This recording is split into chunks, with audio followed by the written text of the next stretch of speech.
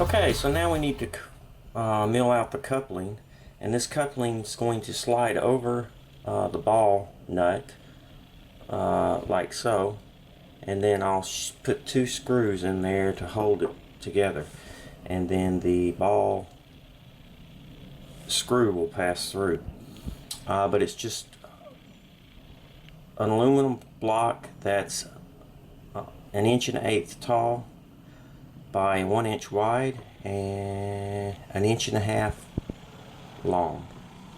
And this is just a 22mm hole passing through, and a hole down here for the 6mm bolt that holds the cross slide, that attaches to the cross slide. So let's get that milled out.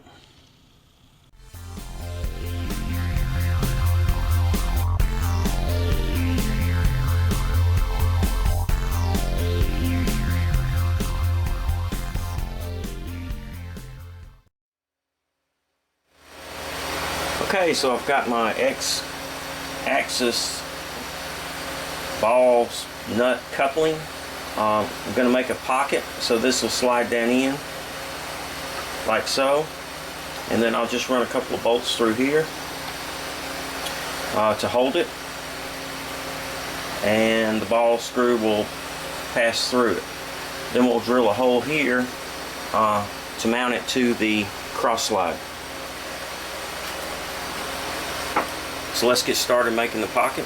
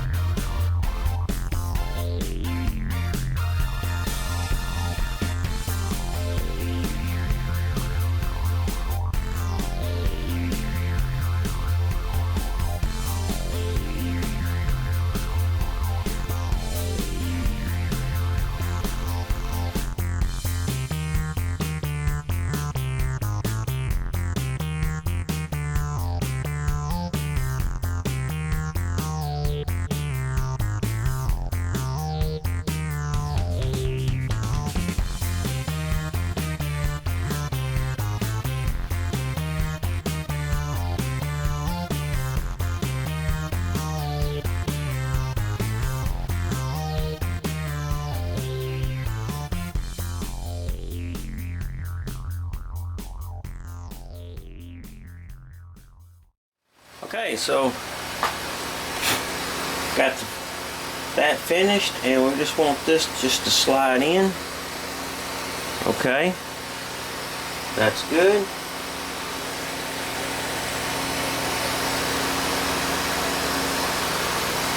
Alright, now I may have to come back and trim the bottom up a little bit, but we won't know that until later. I'm either going to put 2 screws in to hold it from this side, or I may put a set screw in it and hold it in that way.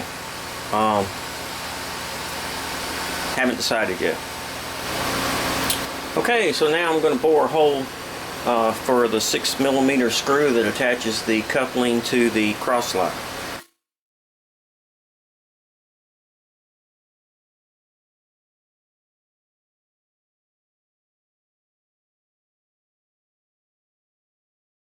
Just need to tap it. Okay, so here is the finished coupling, and you can see I just bored a hole in there with the mill, and then bored a smaller hole all the way through for the ball screw to pass through. On the top I have a 6mm screw to attach to the cross slide, and originally I had thought that I would slide it in and put a couple of bolts this way. And I could have, but it's real close right there. So what I just did was I just decided to put a couple of set screws. And I think the set screws will hold that in there just fine.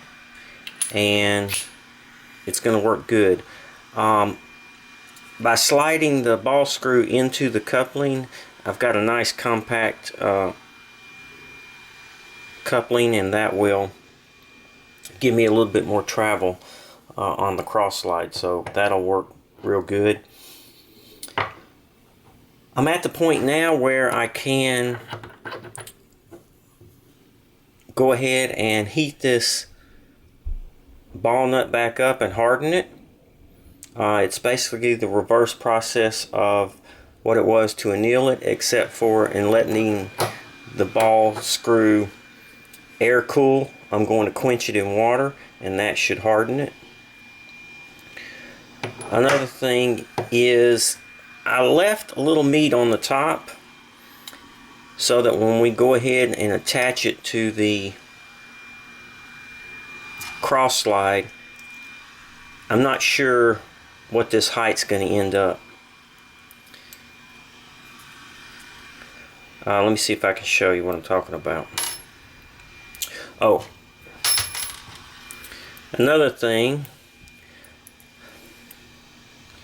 it appears that I've got plenty of clearance for my coupling, so I didn't really have to flatten the bottom of this ball screw. I didn't have to flatten the bottom of this ball nut. So if you're following along with this, you don't have to do that. At least I didn't have to. But it doesn't hurt anything, and nothing else is wrong with this ball nut, so I'm going to go ahead and use it. I did buy an extra one, but then that would just mean I'd have to go back and take all this material back off to use this one. So I'm going to go ahead and use the one that I started with. I think it'll be fine. I'll leave that other one for a backup. So it goes together like so, and I'll put some Loctite in these set screws, and I believe that's going to hold them just fine. If it presents a problem later on, then I can add these screws later. It's not a big deal. So let me show you how this is going to attach. So the ball nut and the coupling will just go over the,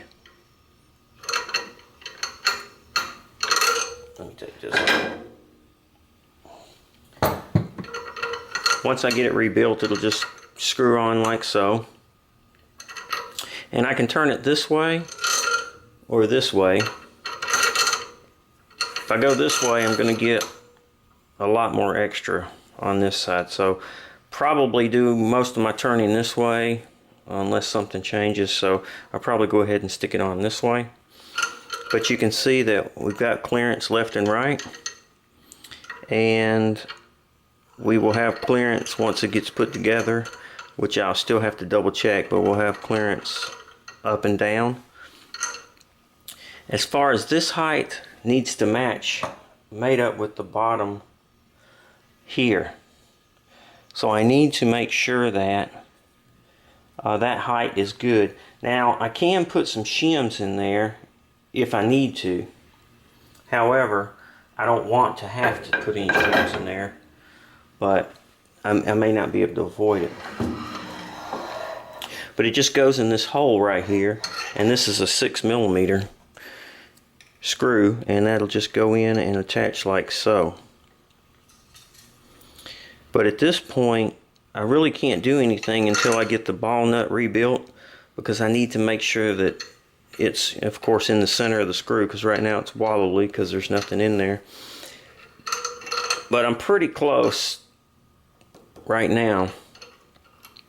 I'm fairly close to the way it sits, so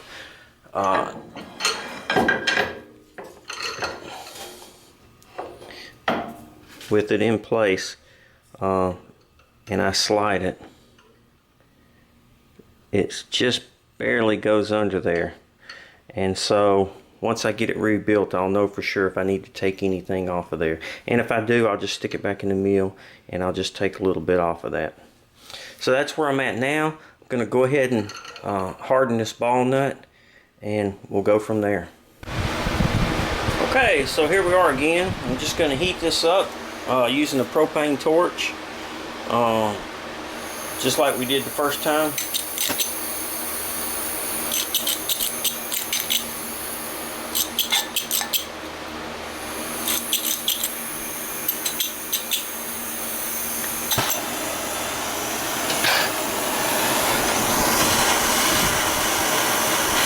time I'm going to just be concerned more with where those ball screws go, the cylinder to heat up, because really the flange, I could care less if it's hardened or not. And at this point we're not even using the flange, so.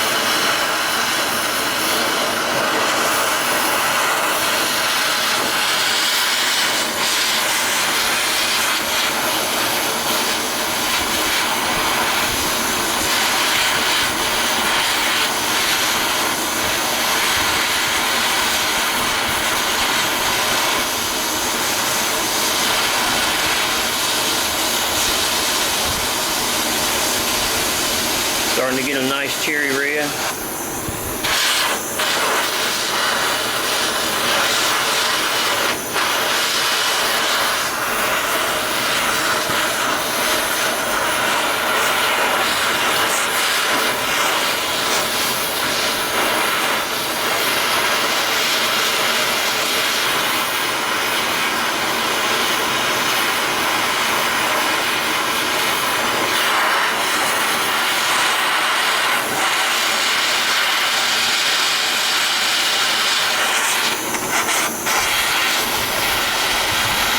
That's pretty good right there.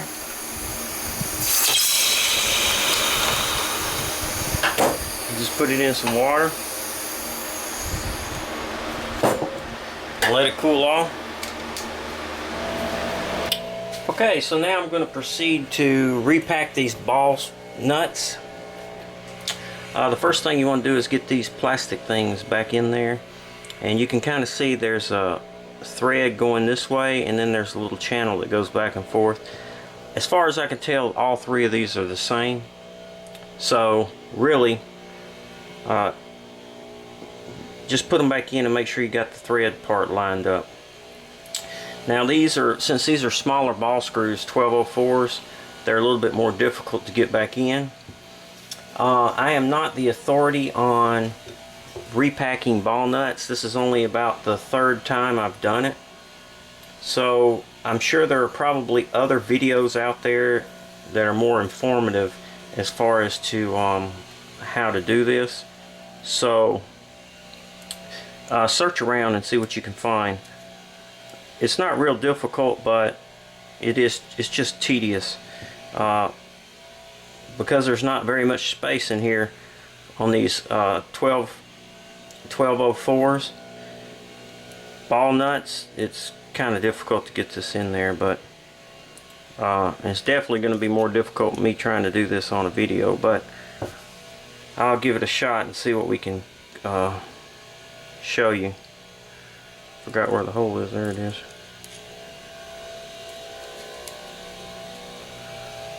Just kind of get it lined up.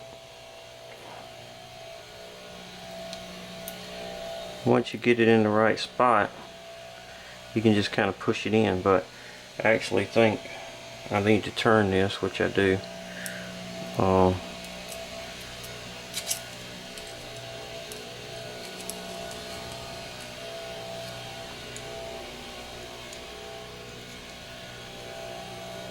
A little more, about like that. That's pretty close. If I can get it to go in there now.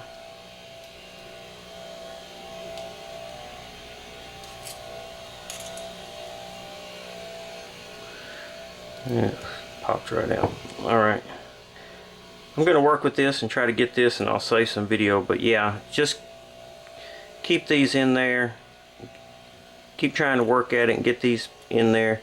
You can see when the threads are all lined up, you can kind of see that it looks okay. And you'll know that the threads are lined up. You probably can't see any, but I have this one in there, but you can kind of see that the threading is lined up. Hopefully. Alright, let me get these put in.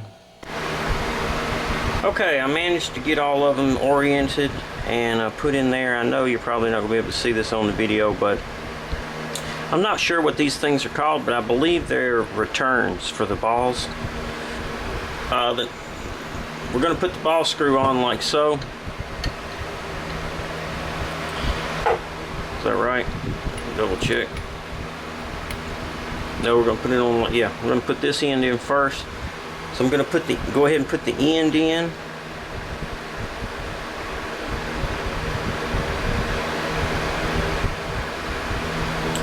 And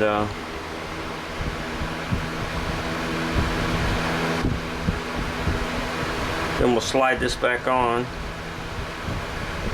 It doesn't need to be tight, I don't believe. It just holds it in there. Holds the wiper in place. And then we'll just slide it over, screw this on.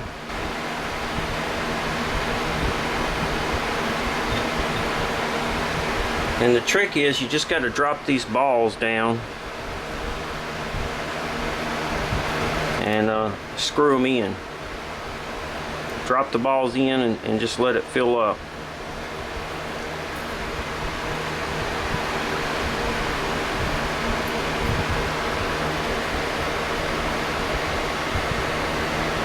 And then when we get done, we'll put the cap back on.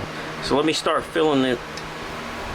Let me start putting dropping the balls in, and hopefully that goes smooth.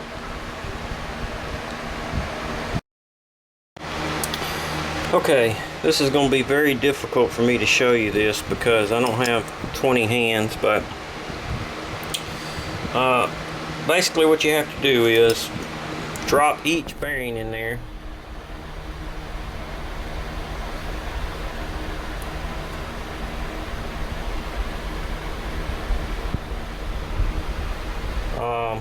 Divide your bearings into thirds and then drop them in right above. Unscrew this until you get above, right at the return for that bottom return, and then drop a third of the bearings in there. And then you have to work the bearings around with a small screwdriver. Come on.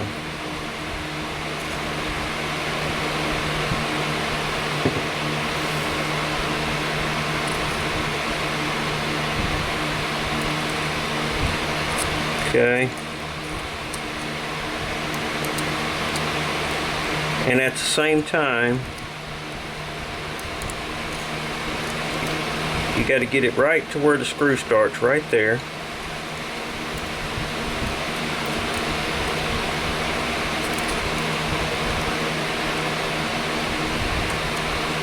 Okay, and I can't hold this and turn it at the same time, but you can see that those are going in there, and after they get started, then you can kind of push them on around like so until they're in there, and put all that you took out, put them all back in there. I know this video is not good, but this is a very small ball screw, and there are better videos out there on how to repack these with the bigger ones. It's a little bit easier for you to see, but once you get them all in, you should be good to go. Then we're going to put our cover back on. In my case, I'm going to try to pack some grease in here because I lost my grease fitting. And then I'm going to put the cover back on. And we should have the ball screw ready to go. So we got the ball screw on. We've got it mounted in our coupling. And as you can see, it rocks back and forth. So I know that the bottom, there's clearance on the bottom. There's clearance on the side. It is tight. There is not a lot of space in here, but it can be done. This was the original dust cover thing. And the slot is not quite wide enough for my spacer block right here. So I've got to take this coupling out to take just a little bit off, because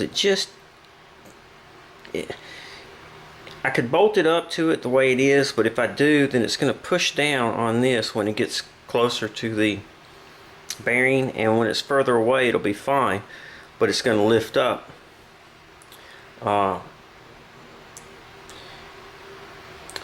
I've got to take the coupling out anyway to take a little bit off the top, because my cross line just barely doesn't clear. I was guesstimating at the height to begin with, and I knew I would have to come back and take a little bit off, so that's fine. While I'm doing that, I'm just going to take a little off the corner, a little rabbit off the corner there, and give it clearance so that this will slide back and forth into the original dust cover. It's real close, and I probably could leave it the way it is and it would work just fine. I can lift this up and put it on top, and it moves back and forth without binding, but it's going to put a little pressure down on my bearing, and I don't want that to happen. If anything, I would like it to be perfect, but I know I'm not going to be able to get it perfect, but I can get it close. If it's lower, then I can always put a shim, but if it's too high, it's always going to put pressure down there. So I'm going to take this out, take the coupling out, get it, put it back in the mill, and just face this just a little bit, just to get it down just enough so that it doesn't bind on me. Alright, so that's what I'm going to do now. Okay, so I need to get the ball nut off of the ball screw. So I made this cardboard tube, and what I'm going to do is just unscrew it over this tube, and that will keep all my balls intact, and I'll be able to remove this coupling I put on here.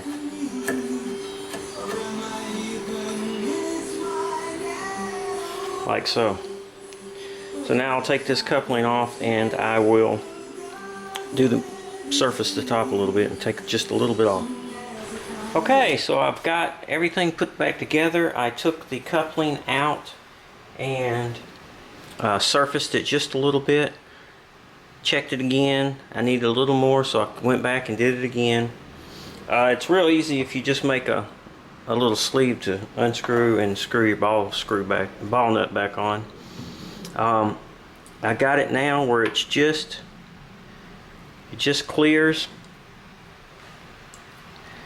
and now I know that in this position this is exactly the height that it should be, because it's all the way up against the bearing, and I know that that height will be, it should be that height out here, and then that way I know that my ball screw is, you know, level as it goes out. And then we've already made sure that it's in the center, so as it goes out, the ball screw is not going to be crooked and it's not going to bind. So now it's just a matter of putting the screw in. I did widen the slot here, put a little notch on each side to allow for this. I'm not sure if this is going to work with the full extent of the travel, because it's okay here. This is how much travel we're going to have. That's a pretty good bit. That's a lot more than stock, I believe. And then it will go all the way out to about so. And I don't know if this is going to work or not, but if it doesn't, then we'll make corrections. But now it's just need to get this bolted up and we're good. And this is just going to use this one 6mm bolt. That was the stock bolt that came with the lathe.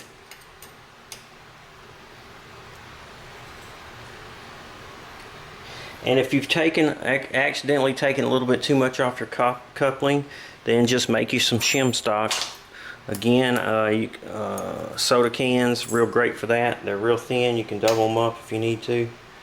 And it's not the end of the world. And so that's it.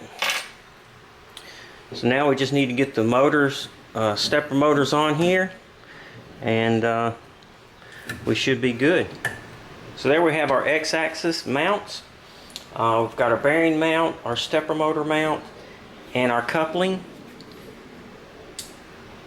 I think it turned out well. It seems to turn fairly easy and smooth.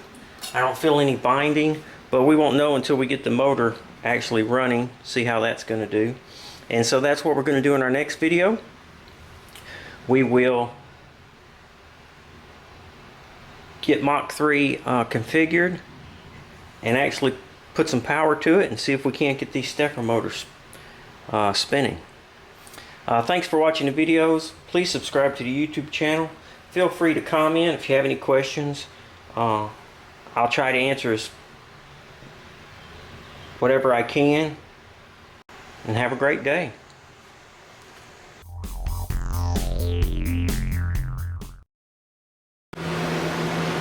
Okay, well, it wouldn't be fair if I ended the video without seeing anything move. So I decided to temporarily hook up the computer and all and get some movement for you. So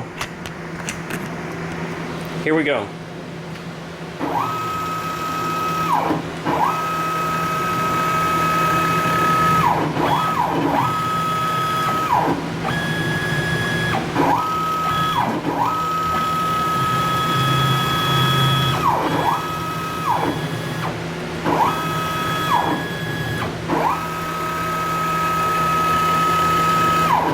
Got about 18 and a half inches of travel on the Z and about 11 and a half